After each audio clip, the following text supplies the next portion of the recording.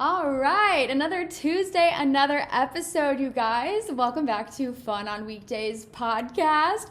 Really excited about this episode specifically because not only am I back on my microphone and I now have a computer to be recording. If you listened to last week's episode, that'll make a lot more sense. But I'm also in my new office, which you guys don't have a very good view of it currently if you're watching the YouTube video of this. You can see in the background I have been trying to redo my backsplash. I'm putting up a pink peel and stick one that I got from Amazon. I'm getting to the very end of it and it is quite a bit more difficult than I was expecting, but everything is going great. And I'm currently just in the middle of the room, sitting at a desk with my computer propped up so I can see my outline. And I'm not in my actual quote unquote studio yet. So after I record this, I need to hang up all of my sound barrier things that are going to go on the ceiling and the walls to hopefully absorb the echo. So if the audio of this episode is not super crisp, just be a little patient, you guys. I'm working with it. I'm going to get some new microphones. We're going to get some good ass lighting up in here. I know some people really like the setting of being casual and sitting in my bed or literally recording in the most random places. But for me, I think it's really beneficial to just have a place to turn off work. I talked about this before, to turn work on and off, I guess. I've talked about this before, but having an office for me will just keep me organized. It'll keep me on a schedule. And it's really nice because every day I wake up and I come to the office, I sit down, I work on specific things, emails, sending over content, sending over analytics, planning events. And then as soon as I leave, well, I like to say that I turn off, but I don't. So maybe I'll be a little bit better about it once the, office is fully decorated. Okay, whatever. You guys don't care. It doesn't matter. Let's get into the episode. Before we do, though, I needed to give you some more some more updates about my life. Do you guys like that? Do you like when I give updates about my life? Sometimes I feel like you guys do. Other times I feel like I just ramble. So we'll keep it quick. But first thing, I cut my hair. If you can see, I got this little nub of a ponytail. Just flouncing around. I feel like a mom. I really do. And honestly, I think this was inspired by Mother's Day. I just wanted to kind of channel my inner future MILF. So I went ahead and I chopped off all the split ends. You guys, if you have naturally dark hair, I just really, really, really do not encourage you to ever dye your hair because I did that last year. I put some blonde in there thinking that it was going to really help blend out my gray hairs. Thank you to my great-grandmother who passed down those premature grays. And it didn't really help. So I ended up going back dark, and then I had a bunch of dead ends, so I had to cut it all off. And so this is my request for all of you guys to join me in hot mom haircuts, summer 2022. I think it's going to be a new trend. All right, next thing. Oh, this is a big one. This is huge. I've said this before. It's not about the number of followers. It's truly about the community, and I've done an amazing job, I think, building a great community. But I'm about to hit 500,000 followers on TikTok, which is insane. That's literally 500,000 people. Just to even visualize that in a stadium, well, I can't. I literally can't at all. That's crazy. I'm so grateful. And I just want to do my due diligence of saying thank you guys to everyone who has supported me, whether it is today, last week, last year, the past couple of years, whenever you found me. I truly appreciate you tuning in every week or every once in a while and just following me and supporting me and allowing me to make this a job, which is so crazy. Oh my God. Oh my God. Okay. The next thing, and this also goes into my job, is this Friday at 7 p.m. is the Rangers game. There's going to be around 330 people coming to the game, I believe. I'm throwing the first pitch. If you guys listened to the last episode, I put it out into the universe that I wanted to do it. And turns out I freaking manifested it because I'm going to be standing on the pitcher's mound. I'm going to be throwing that ball halfway to the base because I know I'm probably not going to make it all the way there. So this week, before I go to Dallas, I need to, scour out a baseball so I can throw a few practice pitches before I get up there. And I'm really excited. This is my first event that is not in the city that I live in, and it's an amazing turnout. So hopefully, if this goes well, then the MLB will be like, hell yeah, Jenna, let's go on tour. Not that I'm like a big baseball girly by any means, but everybody loves a good baseball game, right? Get peanuts, got beer. Just kidding. Beer is not gluten-free. We got margaritas. We got good vibes, ballpark, hot dogs, whatever you want. Okay, so I'll see you guys on Friday. Well, the people above me can probably hear me recording this. The walls are paper freaking thin in this place, so they're going to be really happy when I set up all of these soundboards. Okay, next thing. You guys, people may be worried about my car, or maybe not worried, but curious. So everything is great. They called me last week, coincidentally, after I posted a TikTok that went viral about, having some issues with financing the car. And then last week they're like, hey, turns out everything is good. We're able to accept the 1099 from 2021. So weird to say. So many numbers. To be honest with you, I don't even know what that means. And a little tax update. I filed an extension and I'm working on filing my 2021 taxes. So maybe we'll do a tax return type of episode, a little bit of adulting financing. But the car is good to go. No more texts, no more calls from Volvo Austin. Thank God. You guys, this is so crazy. This is my first Macy's ad in my new office. And thanks to Macy's for sponsoring Fun on Weekdays podcast, this office is even possible. Thanks to everybody who supports the podcast, believes in me. All right, let's talk about what we need to get into. So everybody is gearing up for the summer. You're gearing up for, beach vacations. I personally am going to Cabo in 2 weeks. And what I wanted to talk about are the 4 pairs of shoes that you need for a beach vacation. Number 1, you have the beach sandal. I like to wear Crocs or some type of like rubber Birkenstock style shoe.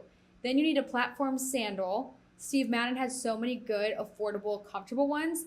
You need a heeled sandal. It can have like straps, if you're dressing up or you're going to a nice dinner while you're on vacation. And then the 4th one is a pair of sneakers that you need if you're going to be doing any types of adventuring. I've added all 4 types of shoes to my landing page. It is Macy's.com/FOW so we can stay in style with our shoes this summer. Sorry for the little break. So the tenant next to me has a son. He's, I think, 3 years old, and he was in here earlier because I borrowed a ladder, and I gave him some gumballs, and now he's just kind of like playing in the little alleyway, so I got a little stage fright. I've never recorded a podcast in front of anyone before. Even if you are just a 3-year-old toddler, it's still a little bit nerve-wracking, so to do a live recording, a little bit of pressure. But what I was going to say is, my grandma, I was talking to her on Mother's Day. I called her to say, Happy Mother's Day, Grandma. Love you. Catch up on life. Give her, all the life updates.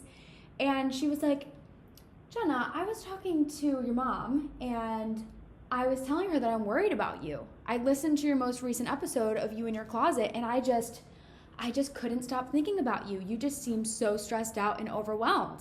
So, girl, just want to let you know, I am okay.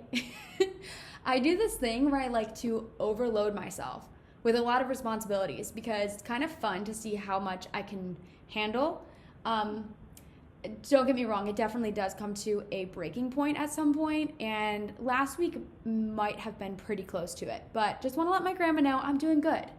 Okay, so now that I've covered all of my life updates, my whole little intro spiel, let's get into today's topic, which I've said the past 2 weeks. This was supposed to be the episode that I was going to do, but then I did one with Nancy, and then I did one in my closet. So we're back to it, which is all about toxic friendships. And the reason why this whole started was because I did a Q&A on Instagram, and a lot of people were asking me questions about how to address a friend breakup or a friend that is like super toxic and you're trying to get away from this person, or it's like a competitive friendship, whatever it may be. And that kind of started the conversation about how you make friends and how you kind of set boundaries with them, and you set like a cadence of how often you should text and talk to them. So little recap, if you didn't listen to episode 36, it's all about making new friends, not only like where you meet them, not only like what you do when you hang out with them for the first time, but more so how you act around them, what you talk about, how you are able to form like a deeper friendship with them in shorter amount of time. Because, as adults, it's just kind of hard. We got a lot of stuff going on. So to making friends takes a lot of time and effort, and just try to help you out a little bit with that one. And we started talking about how it's important when you're making a new friend that you give them like a little bit of extra love and attention, right? Because you obviously like want to impress them. You want them to also want to be your friend, and you want to continue to hang out with them. But I think it's so important to not overextend yourself in the beginning of your friendship, because then they will have this expectation your entire friendship that that's what you're going to be like for the next year or years, like going on. So if you're hanging out with them like 3 times a week, the first time you meet them, they're just kind of expect that. So you need to make sure that it's important to kind of like let them know what you are capable of, and also just know in yourself what you're looking for in friendship and be able to give that to them, so then they can reciprocate and kind of match that. So that's episode 36. Go and listen to that one if you haven't yet. And now we get into the good shit. We get into the tea. I wanted your guys' stories. We needed to talk about these toxic people in our lives that we can't seem to cut out. So here's my thing. Is somebody clingy or toxic? To me, clingy is just somebody that comes to you for everything. They value your opinion more than they value their own. They need to know what you like them wearing, how they should wear their hair, what they should do with their makeup. Can you do their makeup? Can you drive them somewhere? Can they come with you to the grocery store? Can they sleep over? What are they doing tonight? What's the move? It's this person that is just constantly nagging you and kind of expecting you to lead their life. And as much as that is a compliment, because, that is a compliment. You want to be the person that somebody wants to come to for everything. They trust you. They value you. That is such, a good thing to be that person for somebody. But when they overstep that and they are making you feel like they come before you, that to me is what is toxic, is that you feel guilty for trying to set boundaries and stick to them because those boundaries that you set don't align with theirs. And so they disrespect that and they kind of cross the line. That to me is the difference between clingy and toxic. And you know what? We've all had a toxic friend here or there. And more importantly, we've all probably been the toxic friend. I personally can say with confidence that I have been a toxic friend for sure. I mean, I think back specifically to college. There was a time, and I talked about this in my episode with my friend Emily Duggar. She's one of my best friends from high school growing up. And going into college, we both lived different lives. I joined a sorority, she didn't. I started making new friends. And along that time, my boyfriend and I broke up. I was just like so insecure. And I constantly looked at her and like wanted to be her. I wanted to dress like her. I wanted to be as funny as her. And she looked at me and like wanted to be as involved as me. And there were things that we compared about each other, like ourselves to each other. And it just became very, very competitive. And then I saw myself like not wanting to invite her places, or not wanting to hang out with her too much, or not wanting to introduce her to people. And I realized, just looking back at it now, I mean, we've both talked about this and now we laugh at it, but we were both so toxic to each other without even realizing that we were. But then we both started talking shit about each other to our other friends, and then putting our other friends in such an awkward, uncomfortable position that it's like we both felt as though we wanted our friends to side with us. And if they didn't side with us, then it was like, okay, well, I don't really trust you. Like, you're taking her side, blah, blah. Anyways, all that to say, we've all been a toxic friend, probably at some point. And this is all to say that I have forgiven myself for my behavior. I have learned from it. I have acknowledged and, learned from my mistakes in that to carry over into the later parts of my life. And I can promise you I'll probably be a toxic friend again. And that's just life. Like, I don't want to be, but I'm sure I probably will be. But that's me also being realistic. Like, we're all going to grow up. We're all going to be, at a point in our lives where we probably won't be 100% ourselves, and we'll probably compare ourselves. And that's going to lead to some type of toxicity, whether it's a friendship or a relationship or, whatever it may be. So if I'm able to forgive myself, then I should be able to forgive any of my other friends. Because if I can make a mistake and I can move on from it and I am able to learn and grow, then I personally think that that person is able to as well.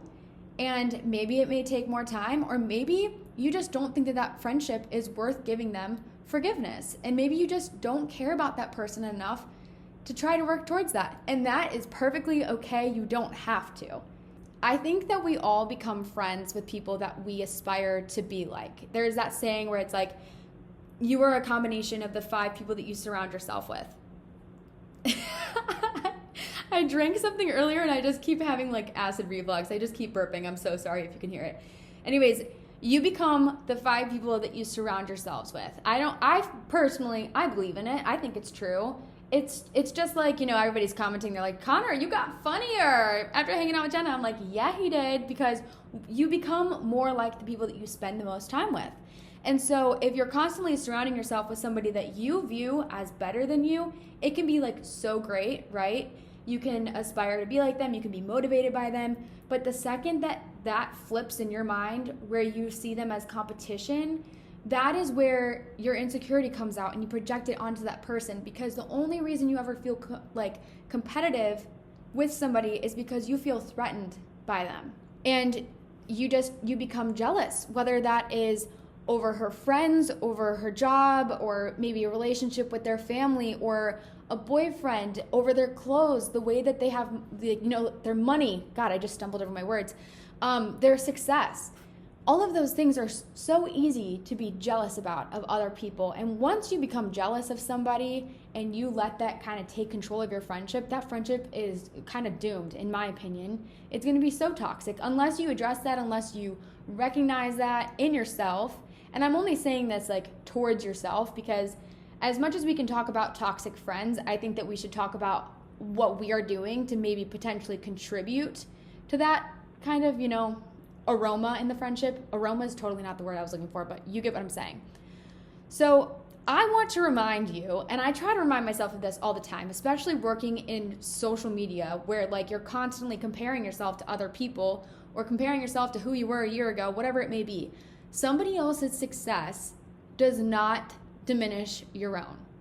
And that is what I constantly try to tell myself is like, oh my God, they have XYZ amount of followers, or they got invited to this brand trip, or they got promoted, or whatever it may be. Like literally in any aspect of your life, or they got engaged, or they just bought a house, or any single thing in life. What somebody else is doing does not mean that what you're doing is any less valuable. And somebody else's beauty, somebody else's clothes or makeup or things that they own, or their personality and their heart does not diminish your own unless you let it. So when it comes to toxic friends, you can either decide to keep that energy in your life, keep bottling it up, keep, fueling it, or you can cut that person out of your life and move on and work towards something better. So I wanted to share some of your guys' DMs. I asked y'all on Instagram of toxic or clingy friends in your lives. And I picked some that were like the most prevalent, or the most common, I should say. So the first one that I wanted to share is, somebody actually said, I told my friend that I wanted to move to a new city for a new job, and she told me I was selfish. What? Okay, first of all, being selfish in today's age, I feel like is a good thing. I feel as though everybody wants to be selfish, but there's only a few people, there's only a certain amount of people that can actually take that jump and be selfish and not feel guilty about it.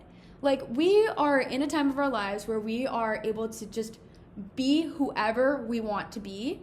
And if you feel like the person that you want to be or the place you want to move is constrained by somebody that is supposed to be supportive of you, that's supposed to be your friend, that's supposed to understand you, to me, that is toxic. Like, if you're asking if that's toxic or clingy or not, that's toxic. Because that person doesn't want you to move because they're afraid of who they're going to be when you're not around. Not because they don't want you to move or do things. I think personally, they're probably scared that you're going to move on, you're going to find better friends, you're going to forget about them, and they no longer are going to have that person to go to. So maybe part of it is, I don't know, what's the word? Protective, and like wanting you to themselves and just valuing your friendship. And that's probably really great that they love you that much that they don't want you to leave.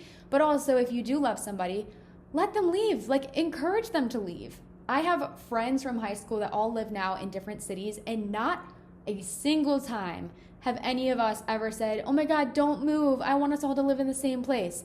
Literally, none of us had that mindset. And I think if somebody does have that mindset, that to me is a little bit of a red flag, depending on how they kind of speak to you about it. If they make you feel bad, if they make you feel guilty, or you have this like obligation to them, that is not okay. So next one. I had a friendship breakup, and how it happened was over something small. Okay, so this one is kind of like on the other side of the fence, I feel like. I personally think that friendship breakups are probably a combination, I was going to say culmination, of a lot of small things over time that they probably just like never voiced to you were bothering them. And then one thing happened that really just like ticked them off. And then they just decided in that moment, like, okay, I'm over this. I don't want to be friends anymore. And that is probably why it happened. I think in this situation, if it's a person that you want to be friends with still, then the best thing to do is just ask them for clarity and closure. I know I've said that closure doesn't exist, but I only believe closure doesn't exist when you're trying to go back to your ex-boyfriend or ex-partner.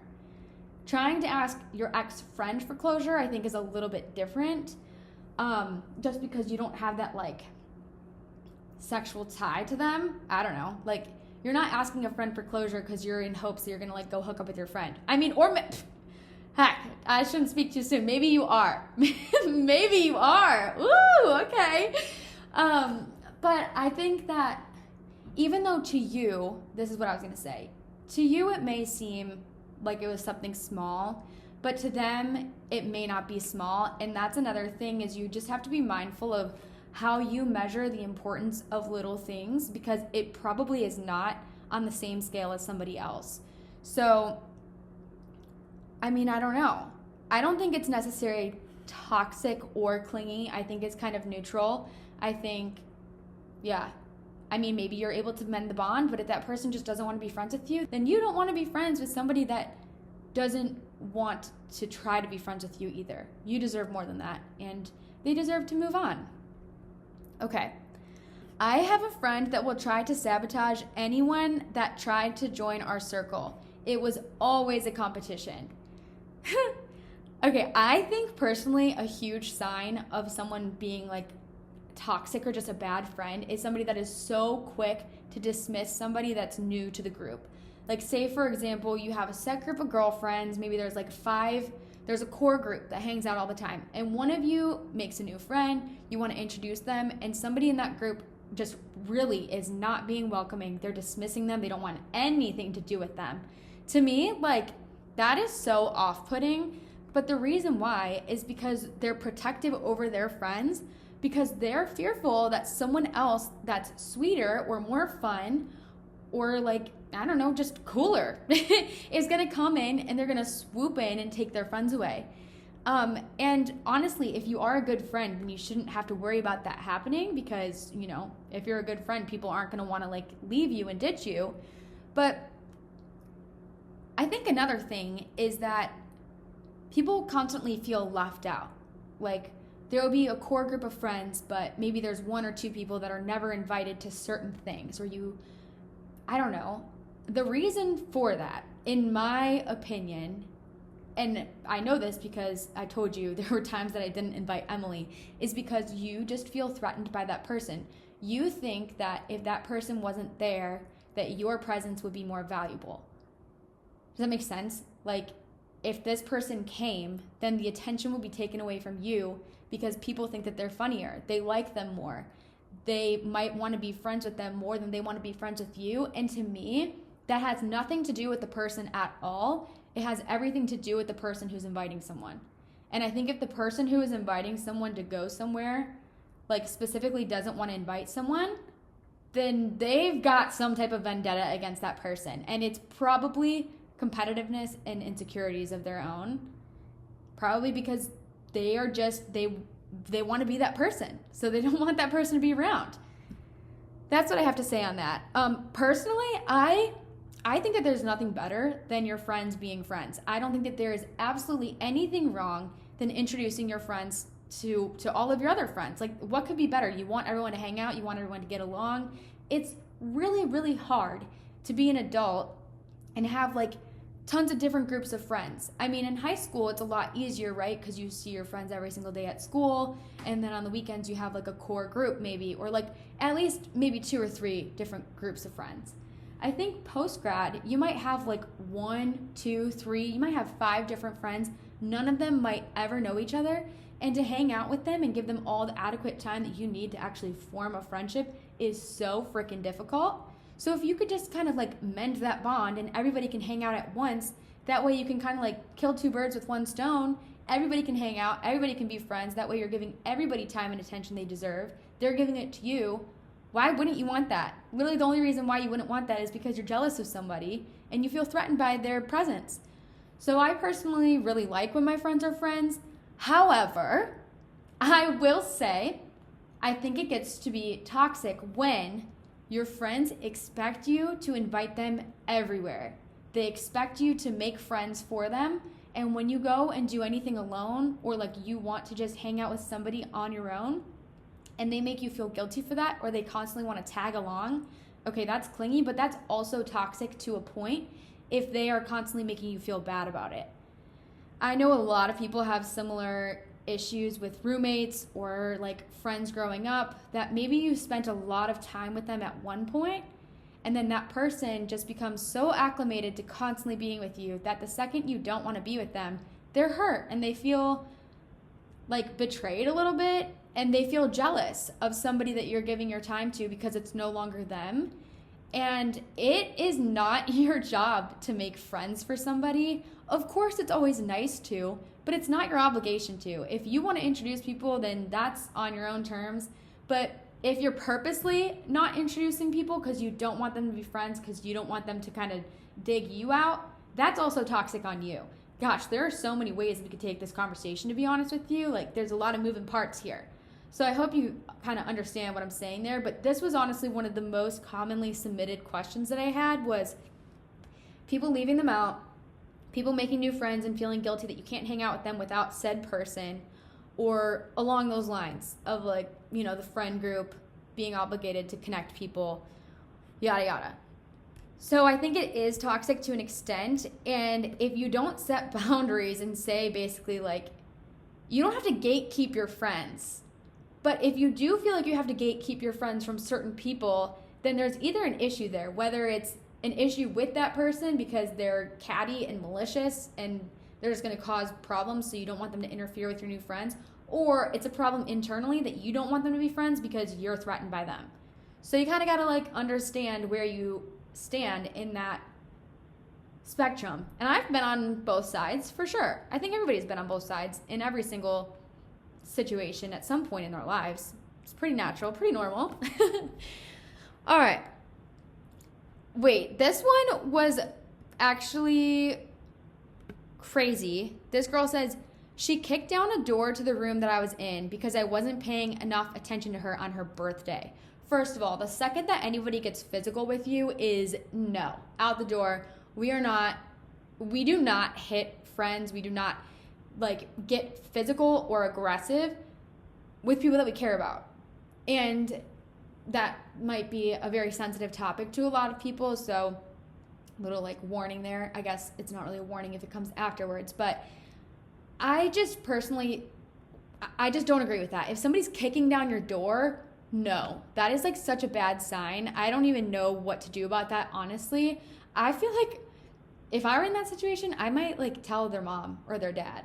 But also it's kind of like, well, they learned to do that somewhere. Maybe they learned it, or maybe like that was their way of coping with other things in their life. So maybe that's something, I don't know. All that to say, somebody that gets aggressive with you is just not a friend to me. I don't want that kind of energy around. I don't want to ever feel aggressive towards my friends. And if somebody's being aggressive towards me, I'm going to feel it back. I don't want to feel that. So that is 100% toxic. Absolutely not. Don't put up with that shit. Mm-mm. Okay, this one hits home because I think a lot of people will relate to this. So she says, I didn't see my friend for 2 years during the pandemic. 2 years later, she called me toxic for neglecting her during that time. Okay, I do not think that your actions are toxic by any means. I think that your actions are maybe just an understanding of your priorities changing when you had more time to yourself. I mean, during COVID, everybody was quarantined. Literally, what you did was just sit in your thoughts, like alone or around people or family, however you spent COVID. I think a lot of friendships changed over that time. And just a lot of things changed over time, like your personal views on life, your values, your friendships, your relationships, everything changed. And you're not obligated to pick up the phone and call that person every single day. If that's what they need, then they need to find somebody else that also mutually needs that in a friendship. That doesn't mean that you're toxic because you didn't reach out to them all the time. Everybody was dealing with their own shit. Did she reach out to you? Probably not. If she wasn't constantly calling you, then why is it an expectation of you to constantly call her? I don't think that that's fair for her to call you toxic, but I do think that somebody who's so quick to call somebody else toxic is a red flag, in my opinion, is just like so quick to point fingers and be dismissive and then cut things off with no explanation and not wanting to talk and not wanting to see somebody else's views. That is, I don't know. I wouldn't say that's toxic, but I would say that's, I don't even think self-absorbed is the right word, but the opposite of empathetic. Okay, let's go with that. The opposite of empathetic. But all that to say, I'm sure a lot of people listening to this podcast have had a friendship here or there that during COVID, maybe you reassessed it and you're either like, oh my God, this person is so important to me. And I realize that now because I've had way more time to spend with them without any distractions. Or maybe you're thinking, I have no distractions and I've realized how shitty of a friend this person is and I no longer want them in my life. I think it's either kind of like one or the other. And wherever you fall on that, you have to understand that these past 2 years have been a really big growing point for a lot of people, and you have to respect whatever they decide kind of comes out of your friendship from that. Next one. Okay. This one's funny. Okay. She gave me attitude for not resharing a story that she tagged me on during my bachelorette. Okay, this is like a pet peeve of mine. And it has been ever since, not even like while doing social media, but beforehand. Like anytime somebody posts a picture and the person has to comment right away, like photo creds or wonder who took this picture, they comment something and it's like kind of a little bit passive aggressive because like they want you to tag them, or they post like a million things tagging you with the expectation that you're going to reshare it, or they post it with the intention of you sharing it. I just don't like that. It seems disingenuous. Nobody is obligated to post anything on social media. I know a lot of people have expectations when it comes to their birthday. Like, oh, you're supposed to post 5 stories of me to celebrate my birthday, and then people get mad if you don't reshare that. That, to me, like no amount of posts on social media gives your relationship any type of validation. I've learned that in my relationships. I've learned that in my friendships. Some of my absolute best friends, I've never posted a single picture with them. And I don't feel like I have to post a long story, a long caption, a huge, post for them for their birthday, for them to know that I appreciate them and I love them as a friend. And I think if anybody wants that, maybe that is their way of showing affection and like wanting validation. But that just rubs me the wrong way. I don't know why. I'm really curious your guys' thoughts. Like, do you think that you have to post an Instagram story at least for somebody's birthday? I mean, in my opinion, if you call them or you text them, that should suffice. If you give them like a thoughtful message, like that should be good enough. Why is nothing validated unless it's online? Can't even tell you how many times I've had people like question me, like, kiss in a video where it's not real, or I just don't like it. So I don't think that you need to be doing that. It's really great if people want to tag you, go ahead, but there's also people that like just expect everything to be about them. Like for their birthday, it'll be like an entire month, and it's like everybody has to be like at their beck and call for whatever they want to do. And I mean, whatever kind of person you are, I don't know, it probably depends on when your birthday lies. I personally like to have a little like week-long celebration, but I've never once in my life expected one of my friends to post about it for my birthday. I can post all I want, but for them to, I'm not going to get mad if somebody doesn't. Like, that is, I don't know, kind of weird to me. All right, another social media thing. This is actually so weird. She says, I have an ex-friend that we had a huge falling out. She unfollowed me on everything and she blocked me, but she continues to post old pictures of me on her story and in her feed as if we're friends, with captions alluding to us being friends, like throwback or miss this right now. That is so fucking weird. If you miss your friend, you miss that friendship, literally pick up the phone and use the amount of time that you carefully picked out a GIF and tweaked your caption and the colors of it on your story to literally call that person. Like, what? That is actually so bizarre. If you're not friends, you had a falling out and they're posting pictures of you. But more importantly, like, if you don't even follow each other and you're blocked and you're finding out from other people. Like, that's weird. I don't know. To me, it's almost like the person is posting about you because they're worried that people won't want to be friends with them if they know that you're no longer friends with them. I don't know. That shit's weird. I don't like that energy. I think that is toxic, and just not only that, just weird. Just weird. If you're the person doing that, why are you doing that? I need to know. I need some justification, because maybe if I heard a little bit of background of why it's happening, then maybe I would understand. Okay, a lot of submissions about boyfriends. Let me just tell you, your friendships change a lot. You really understand who your true friend is when you get a boyfriend. Okay, let's get into it. First girl says, my roommate got mad that I've got a boyfriend and don't tell her when I'll be out with him. Okay, well that is, I feel like that's one thing. If it's your roommate and they want to know like when you're going to have him over, or when you're going to be sleeping over his place so they can expect when you'll be home, that's different. I totally get that, like wanting to know what kind of space they have. And I don't think that that is toxic. I think if they constantly are trying to tag along with you and your boyfriend and they're trying to be like a threesome, maybe they like quite literally want to be a threesome. I don't know. Test it out maybe. No, I'm just, I'm kidding. My parents listen to this. I think there's obviously, you know, always a third wheel, but when that third wheel starts kind of like teetering your car, taking you off road, then you really need to set that person in line, because it's your relationship. They don't have a part in it, and like you have your own friendship with that person. But I will say, if this person is demanding to know when you go out with your boyfriend, like if you guys are going to the bar, you're going to dinner, or you're going on a date, that's totally different. Like, they do not need to know your day-to-day schedule. They don't need to track you and know what you're doing with your boyfriend at all hours. I think they should know if you're going to be staying in or not that night. That's different. Like, there's a difference between that. So maybe just like have a conversation with your roommate and just lay down the line and be very transparent.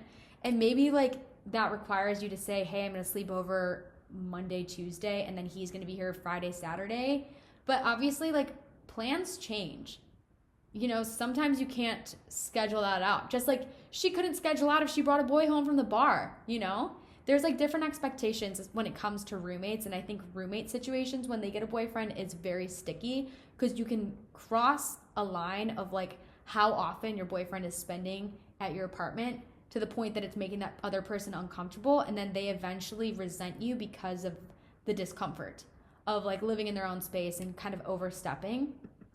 Okay, the next thing about boyfriends, my friend was only okay with us having a boyfriend if we both had one. So here's my take, and Victoria Paris made a video about this like last year, and for whatever reason it still sticks in my mind. And it was basically about the fact that people will fill their friends as the boyfriend role. They'll fill that void with a friend, and they'll expect affection, to hang out all the time, to be loving, to constantly just like be with you.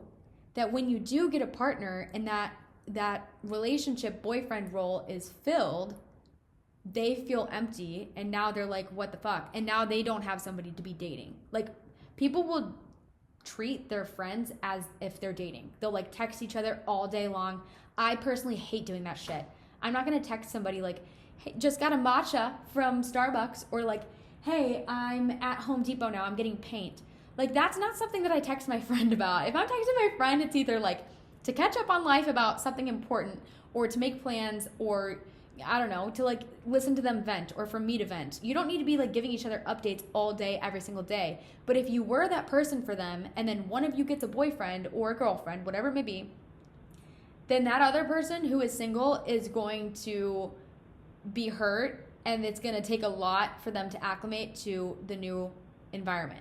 And if you are the person that your roommate got a boyfriend and now they constantly hang out with them and you feel like you've lost your friend, just think about the fact that, like, if you were in their role and you met somebody that you were just head over heels for and you wanted to spend so much time with them, you would want your friend to be so supportive of you and not make you feel bad for wanting to spend time with somebody that you are romantically interested in.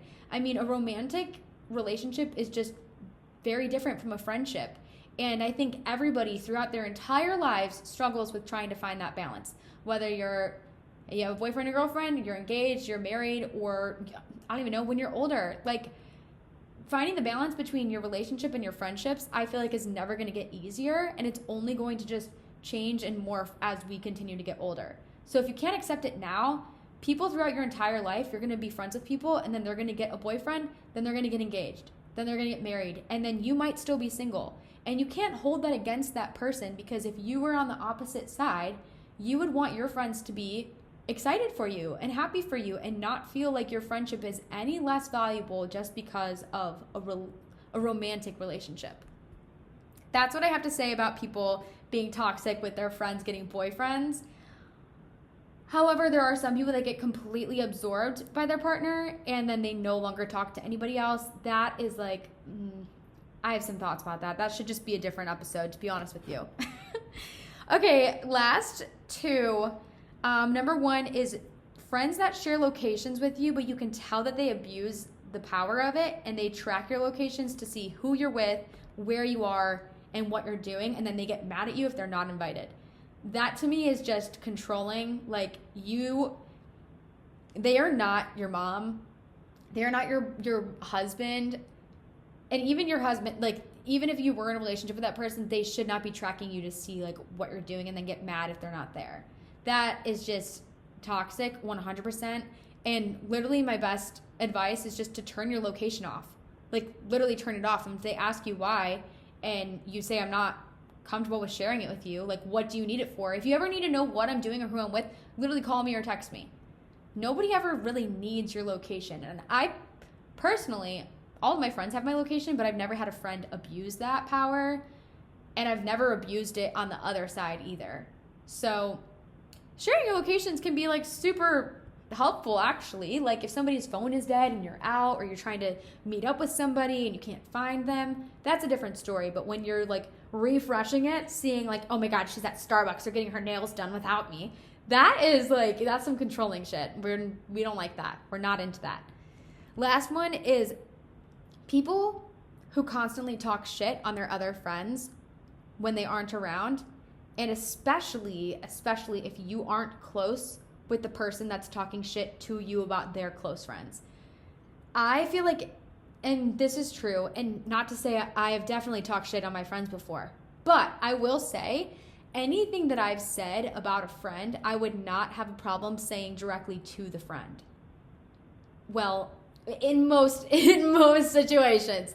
I will say, like, in high school, college mainly, like, I mean, even now, I don't really have drama now. I've had, like, one falling out with a friend, and even that, like, that's a different story. Doesn't matter. But I think just people who are constantly talking shit on other people, if they're doing it about other people, they're going to do it about you eventually. So, like, as much as you might want to chime in and, like, make them feel heard, I don't think that talking shit and agreeing with them is going to help you become any better of a friend. And yeah, just be cautious of that, especially when you're making friends with somebody new. I know I talked in the episode about making new friends, that like trauma dumping and basically sharing everything that's going on in your life helps you be closer.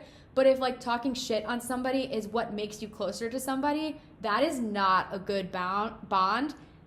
To me, that's not a good foundation of a friendship, and eventually it's going to crack just like the person you're talking shit on's friendship cracked.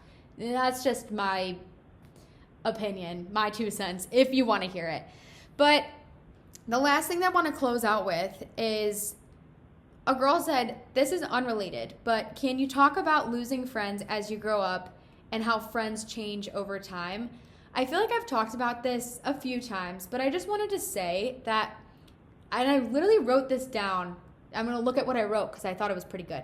I said, in every season of life, we look for new people to fuel our passions or similar interests or similar values at that time in our life. The kind of friend that we're looking for when we are 16 in high school is going to be a different kind of friendship that we're looking for when we're 25 and we're struggling with what we're doing with our lives. We don't like our career. You're stuck in a relationship. You're stuck in a town that you don't want to be in and you feel stuck. There are so many different times of our lives where you're looking for a different type of friendship, and naturally we're going to outgrow people that once might have been the closest person to you. I mean, I grew up having my best friend as my neighbor, and we literally don't talk anymore. I mean, we're cordial, like no bad blood. She literally had a baby. But like, it's not realistic to think that every single friend that you grow up with when you're a child is eventually going to be a lifelong friend. People grow and evolve, and you can't expect people to be in your life forever. I don't know. Okay, let me get back to what I was saying. Okay. I tried to ad-lib and it totally bit me in the butt. Okay, I said, as we get into this weird stage of our lives, everybody's in a different season. The people you were closest with growing up may feel the furthest away. Everyone grows into new people, and it's not yours or their job to grow in the direction that you need them to be in order to continue being friends. Being friends should not be draining. It shouldn't be stressful. It shouldn't be competitive. And if you find your oh, damn it, I was doing so good. If you find yourself feeling this way, then maybe it's a sign for you to move on. And that doesn't mean that you need to have a big blow up fight. It doesn't need to be this like huge falling out or a huge friendship breakup. But I do think that addressing it will give you clarity and closure to move on with the next chapter of your life and find people that do give you what you're looking for at that time. And I think you have to understand, if somebody is kind of closing that door with you, it's probably really not that personal of you specifically. It is them. It has everything to do with them and what they need, and you just aren't giving it to them. And you don't want to change who you are to give somebody else what they need. I said friendship breakups are arguably harder than relationship breakups. They are just as hard to finally acknowledge the issues and the underlying reasons of like why your friendship is not working out. And it might take a long time for you to eventually step away, but it is just as hard to finally like have that breakup and move forward. And oftentimes it hurts a lot deeper because it's just not as easy to find a new best friend as it might be to find a romantic interest. And that's just life. Like, that is literally life. And the sooner that we realize that, the sooner we can all be better friends to ourselves and to others. My fun on weekdays advice, something for you to do, is to call an old friend.